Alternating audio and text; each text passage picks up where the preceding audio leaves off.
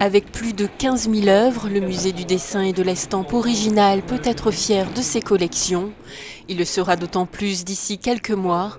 Certaines de ses acquisitions, et pas des moindres, prendront la direction du pavillon de verre du Louvre-Lens. Donc nous ouvrons à partir de fin mai de cette année donc une exposition consacrée à la politique d'acquisition dans l'ensemble des musées de la région du Nord-Pas-de-Calais. Et donc le musée de Gravelines nous prête un ensemble de gravures très célèbres, puisqu'elles appartiennent à la série dite de l'Apocalypse de Dürer, un des grands maîtres de l'art, de la Renaissance du nord de l'Europe. Cette exposition est une occasion de donner une visibilité supplémentaire au musée de la région, et notamment à celui de Gravelines. Je le découvre, je trouve que c'est une richesse pour cette ville, un véritable défi que d'avoir comme ça imaginé un musée très cohérent, puisque je vois en effet que ces techniques de reproduction par les différentes techniques de la gravure, etc., je crois que c'est une manière aussi par la technique,